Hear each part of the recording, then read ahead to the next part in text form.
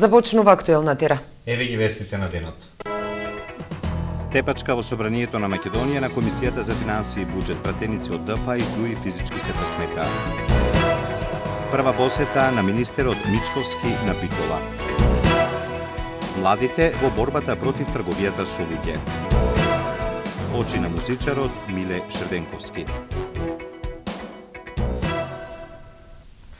Тепачка во собранието изби за време на обраќањето од говорницата на пратеникот од ДПА Орхан Ибраими. Тој во своето процедурално обраќање обвини ДУИ дека е виновна што Липково покрај Липковското езеро нема вода за пиење. На ова од своето пратеничко место пратеникот на ДУИ Реджаил Исмаили, коментирајќи, обраќајќи му се на Ибраими со зборовите "не кажувај невистини". Како реакција на овој коментар, Орхан Ибраими му се обраќа на Исмаили со зборот мајмуне, а потоа, како што велат некои од пратениците во собранието, Ибраими го фрла пенкалото кон Исмаили, а потоа ја напушта говорницата и се упатува кон пратеничкото седиште на својот противник. Во тој момент двајцата разменуваат удари пошто реагираат пратеници од двете партии во одбрана на своите сопартици, што пак доведе до немилите сцени. Најмногу 2 милиони долари.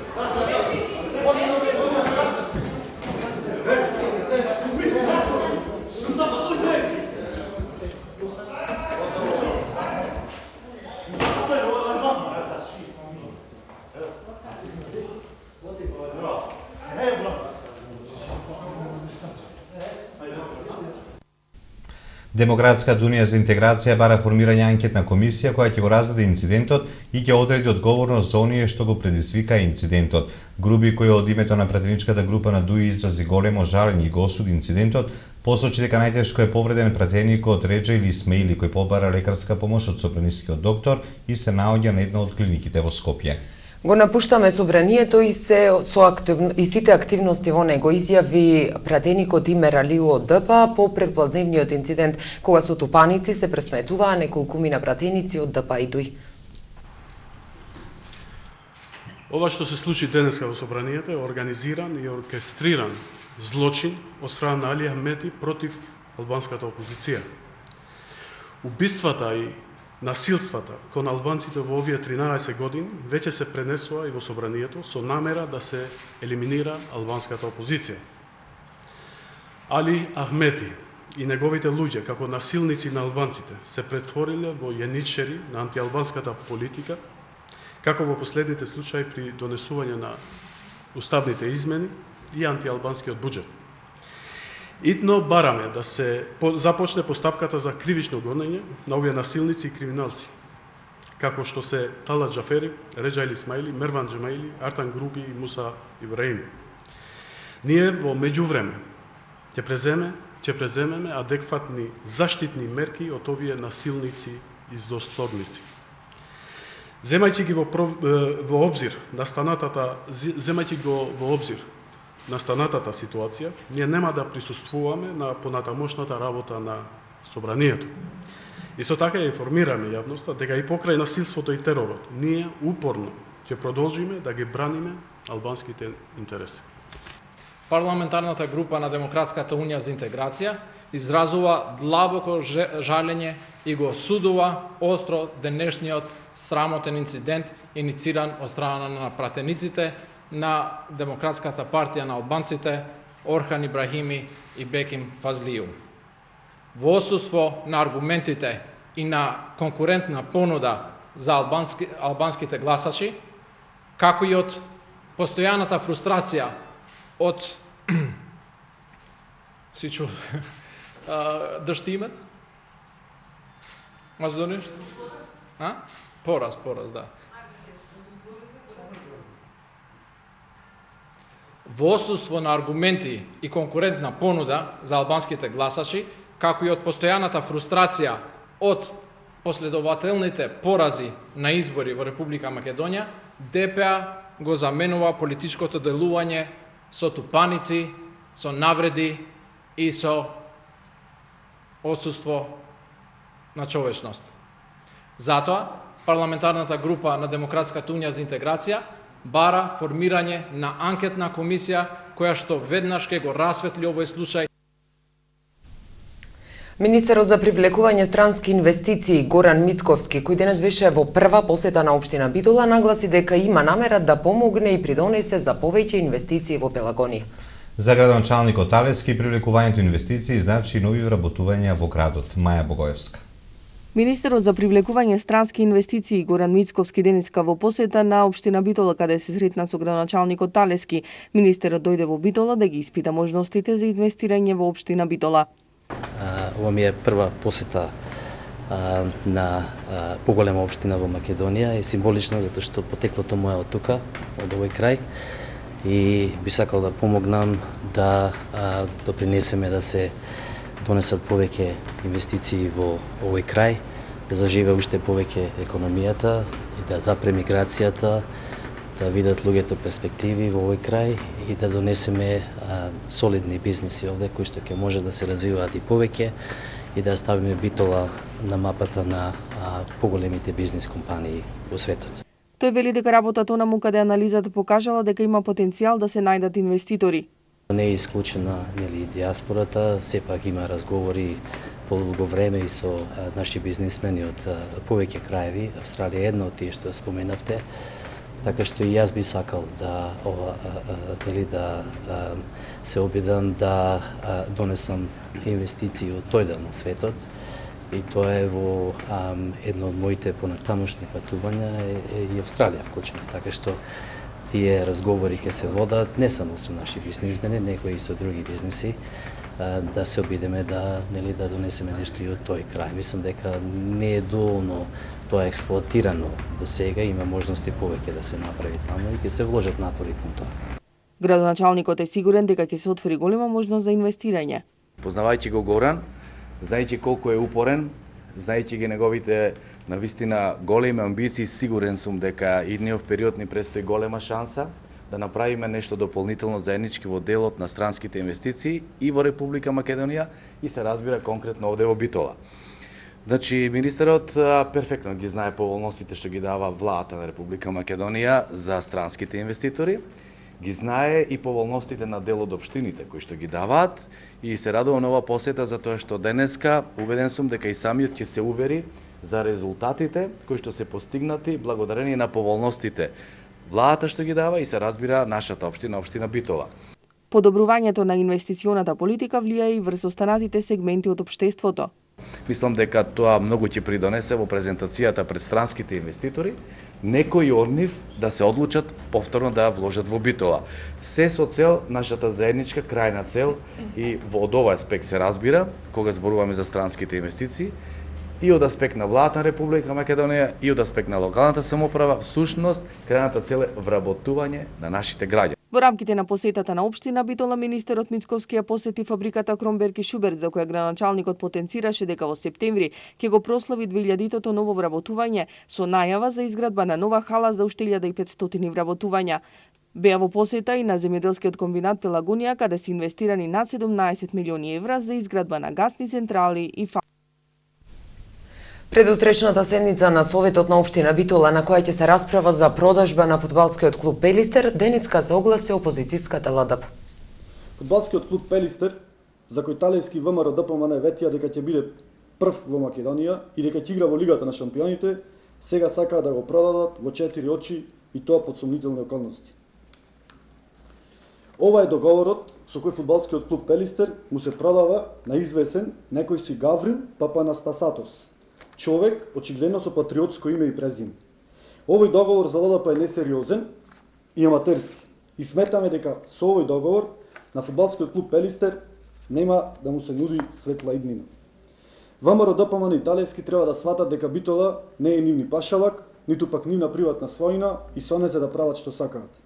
Господине Талевски, имате обврска на битолчани да им одговорите каде се милион евра што им ги ветивте дека ќе ги давате за спортот секоја година, зошто наместо на правни лица Како што беше првично замислено, ФК Пелистер го продавате на физичко лице и зошто, наместо со јавно наддавање, фудбалскиот клуб Пелистер го продавате во 4 очи?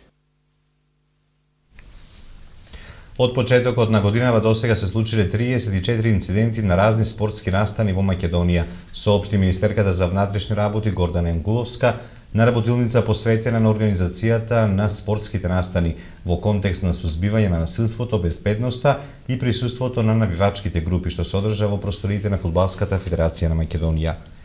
Исто така додаде дека евидентирани се 37 прекршоци и поднесени се 35 барања за поведување прекршочна постапка. Јанкуловска напомена дека како прекршители на јавниот ред и мир при одржувањето на спортските надпревари се евидентирани членови од речиси сите постоечки навивачки групи во земјава. Јанкуловска потенцираше дека евидентна е појавата на промена на однесувањето на навивачите и зголемен број на инциденти на спортските настани. Па затоа, според Јанкуловска, потребни се суштински измени насочени кон воспоставување на систем на одговорност на сите субјекти кои директно или индиректно влијаат на квалитетот на одржување на спортскиот настан. На трибината учествува и директорот на Агенцијата за спорт и млади Маријан Спасевски, директорот на Бирото за јавна безбедност Митко Чавков, началникот на СВР Скопје Горан Чисавовски, како и првите луѓе на фудбалските клубови Вардар, Шкендија, Пелистер, Тетово и раководството на ФФМ. По долга дискусија и голем број предлози решија заедно во координација да вршат проценка како да се обезбеди и организира еден надпревар. По примерот на поголемите европски земји, навивачите предлагаат да биде формирана посебна организациона единица која ќе го следи однесувањето на трибините и ќе ги увиди најчестите причини поради кои настануваат инцидентите. Специјалната спортска полициска служба во зависност од потребата на навивачките групи ќе треба да делува превентивно и да работи на надминување на насилството. Навивачките групи побараа подобра координација по однос на тајмингот на нивно влегување и излегување од стадионот, бидејќи имаа забелешки за губење на одредени минути од спортскиот надпревар, кои несомнено се значајни. Еве што ќе гледате во продолжението на Актуел. Младите во борбата против трговијата со луѓе. И за други теми е покусата пауза. Останете со нас. Вашето мислење нам ни е важно, затоа што Тера телевизија е на страната на гледачите. Искажете ги вашите ставови на нашиот веб-портал tera.mk. Прашањето за оваа недела гласи: дали го користите бесплатниот железнички превоз? Да? Не.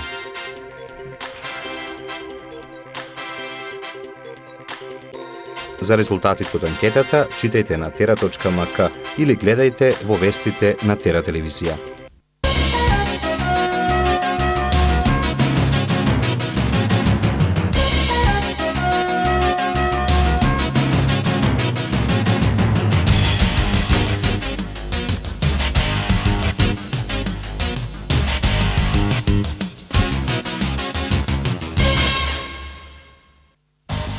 Работилница посветена на организацијата на спортските настани во контекст на сузбивањето на насилството, безбедноста и присуството на навивачките групи во ФФМ на која ќе учествува и министерката Јанкуловска. Епидемијата од жолтица нема да го пролонгира стартот на учебната година. Министерот за образование апелираше до директорите на училиштата и на градинките да ги преземат сите дополнителни мерки за хигиена. Компаниите лани се обиделе да скријат фантастични 73,6 милиони евра даноци давачки кон државата, од кои најмногу пари или речиси половина биле за данокот на додадена вредност. Авион ловец на грчкото војно воздухопловство се урнал во планинската местност во районот на градот Комотини во северна Грција. Снимката на убиството на американскиот новинар е лажна. Ова го тврдат форензичари за британски телеграф. Анализата укажала на тоа дека на снимката имало детали и траги од дополнителното средување на кое подлежела. Во неделата 18-годишниот Камерон Ланкастер наводно учествувал во студениот предизвик и скокајќи во вештачко езеро се удавил.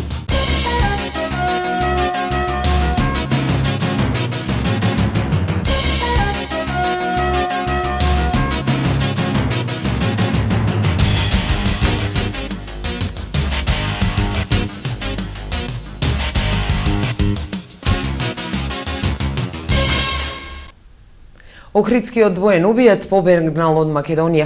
Двојниот убиец кој уби двајца во четвртокот во Охридскиот хотел-ресторан Император најверојатно ја напуштил државата преку нелегален премин, бидејќи полицијата не успеа да го пронајде во неговиот дом, кај неговите роднини или кај блиски пријатели во Македонија, пишува Република. Сепак засега не е распишана меѓународна потерница по осомничениот убиец со иницијали БП 30 години, кој според полицијата ги застрелал Васил Р 56 години и Ромео Ѓ 38 години. Осомничениот е поранешен осуденик кој имал дебело криминално досие во земјава, но и во странство.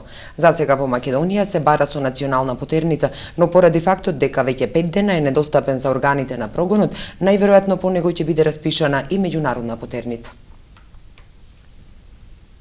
Со цел да се подигне јавната свест кај младите и пошироката свест за важноста на активната борба против трговијата со луѓе, Семпер организира работилници за 38 наставници од 19 основни училишта.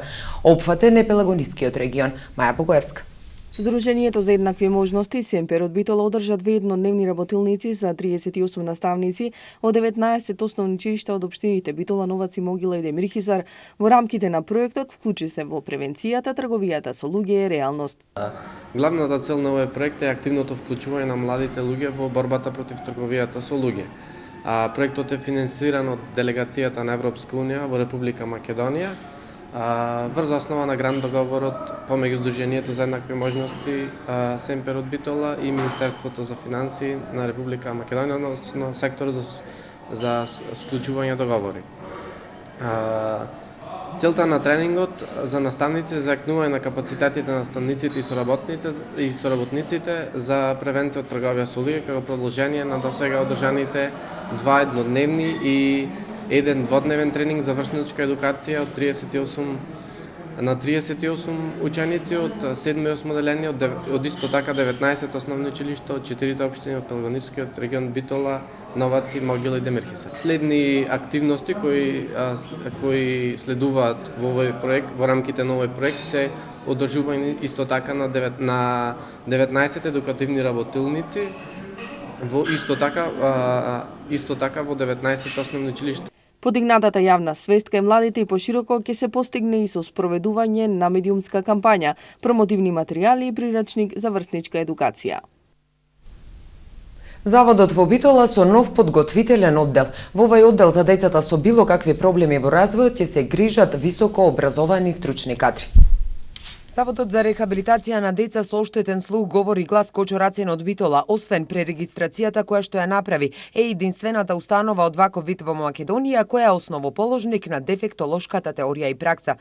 За сите оние деца кои имаат проблеми во телесниот, сензорен или моторен развој, деца ученици со проблеми во психичкиот развој, се грижи високо образовен кадар, вели директорот на оваа установа.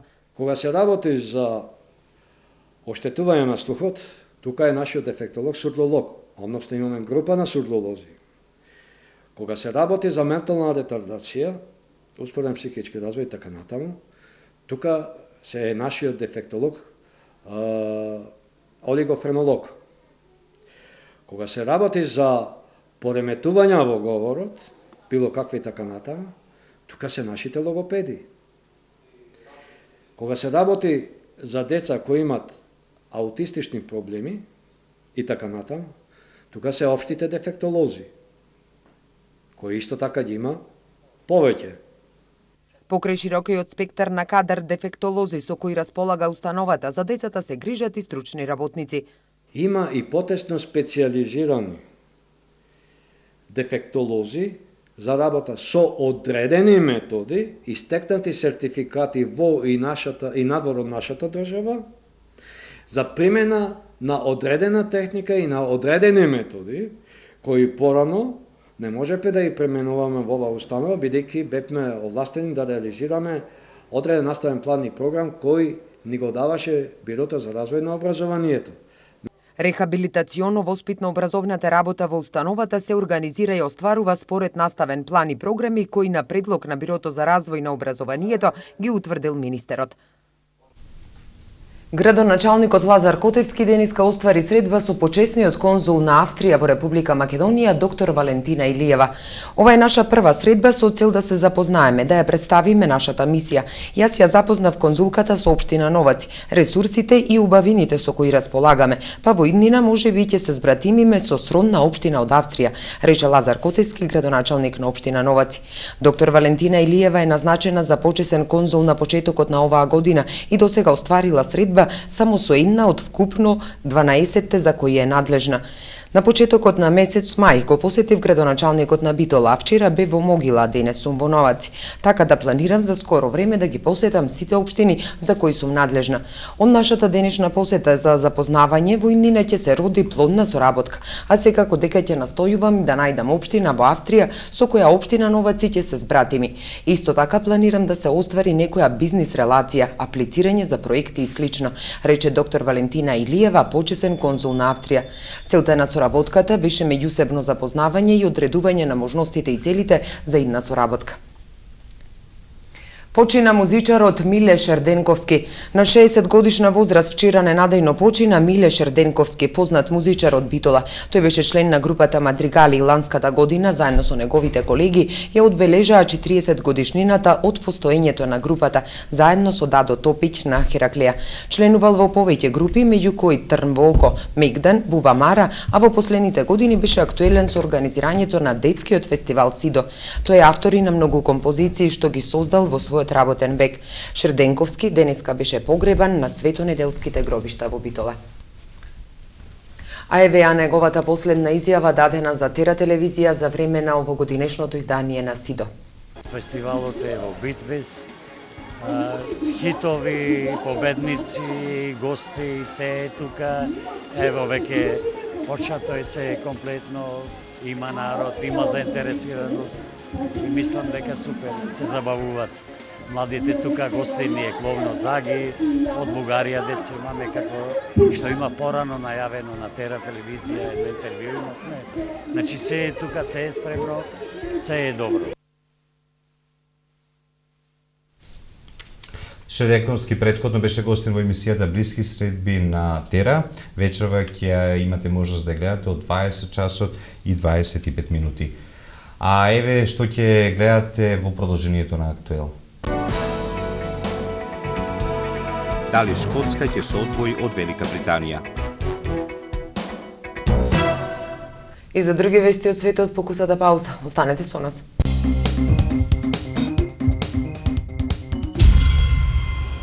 Финалистите на X Factor се дружаа со битолската публика. Памперси одржаа Unplugged концерт.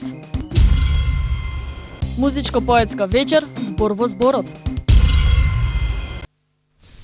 Францускиот премиер Мануел Валс денеска треба да го објави составот на новата влада по оставката на неговиот кабинет во услови на спор околу економската политика. Оставката уследи на 25 август, 7 дена откако министерот за економија Арно Монтеборг повика на нови економски политики и ја доведе во прашање германската обседнатост со буџетската строгост. Министрите за образование и култура подоцна објавија дека ќе му се приклучат на министерот за економија и дека нема да учествуваат во новата влада. Францускиот дневен вестник Le Monde ја опиша реконструкцијата како последна шанса за председателот Франсуа Оланд да го спаси својот 5-годишен мандат. Оланд се соочува со рекордна непопуларност и рекордно висока невработеност. На реконструкција исто така се гледа како начајнички обид да се надминат поделбите во партијата на Оланд. Шкотите за помалку од 3 недели ќе се изјаснат на историски референдум и ќе одлучат дали Шкотска ќе се одвои од Велика Британија. Прашањето кое ќе биде на гласачкото ливче ќе гласи дали Шкотска треба да биде независна земја. Право на глас на референдумот кој ќе се одржи на 18 септември ќе имаат сите оние постари од 16 години кои живеат во Шкотска, но не и шкотите кои живеат во другите делови на Велика Британија и кои се околу 800.000, пренесува BBC. Председателите на Русија и на Украина Владимир Путин и Петро Порошенко се меѓу лидерите на денешниот самит во Минск. До состанокот доаѓа и покрај зголемените тензии меѓу Киев и Москва околу проруските сепаратисти во источна Украина. На состанокот учествуваат и председателите на Белорусија и на Казахстан Александар Лукашенко и Нурсултан Назарбаев како и високи представници на Европската унија. Маја Коцијанчиќ, портпарол на шефицата на европската дипломатија Кетрин Ештон за Радио Слободна Европа, изјави дека самитот е можност за разговори како да се создадат услови за политичко решање на украинската криза. Кремљ не отфрли можноста од директни разговори меѓу Путин и Порошенко, но не потврди дали тоа би било на билатерална средба. По пламело медиумите јавуваат дека двајцата се ракувале. Големиот број здравствени работници заразени со ебола во Западна Африка досега е незабележана појава и таа ги спречува напорите за справување со епидемијата, соопшти Светската здравствена организација. Според податоците на Светската здравствена организација, над 240 здравствени работници од Гвинеја, Либерија, Нигерија и Сиера Леоне се разболеле од ебола, додека лекувале пациенти, а повеќе од 120 починале. Според организацијата, причини за вака високото ниво на заразување меѓу медицинскиот персонал е недостигот на опрема. Други проблеми се недостигот од медицински персонал и потребата лекарите специјалисти по повеќе часови да работат во изолацијските одделенија, отколку што се смета за безбедно, соопшти Светската здравствена организација. Бразилската полиција соопшти дека е ставен крај на бунтот во затворот во јужниот град Каскавела, откако е постигнат договор со затворениците кои го кренаа бунтот. Немирите избувнаа во неделата изутрина откако затворениците за време на појадокот ги заробија чуварите. Затворениците убија и четворица затвореници, на двајца им ги отсекоа главите, а двајца беа фрлени од зидините на затворот. Според договорот кој е постигнат по повеќе часовните преговори, повеќето затвореници ќе бидат префрлени во други затвори во државата Парана. Затворениците ветија дека ќе ги ослободат двајцата чувари кои ги држале како заложници од почетокот на бунтот. Сега и за времето во наредните денови.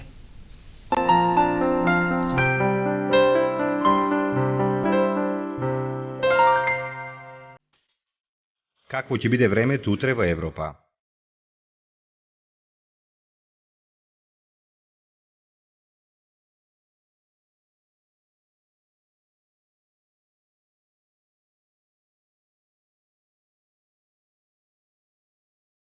За времето утре на Балканот.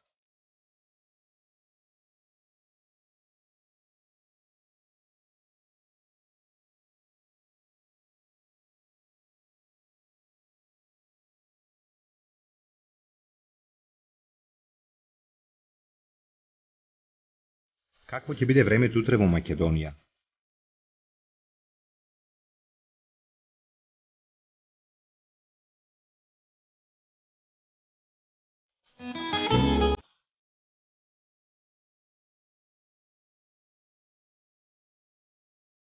Следува временската прогноза за времето утре во регионот.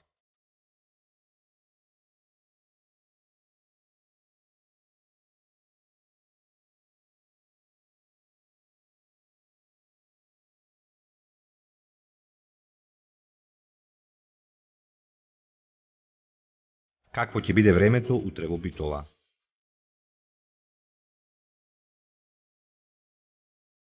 Следува временската прогноза за следните денови во Битола. Какво ќе биде утре времето во Ресен? Следува временската прогноза за следните денови во Ресен. Евеа прогнозата за времето утре во Прилеп. Какво ќе биде времето во наредните денови во Прилеп? Какво ќе биде времето?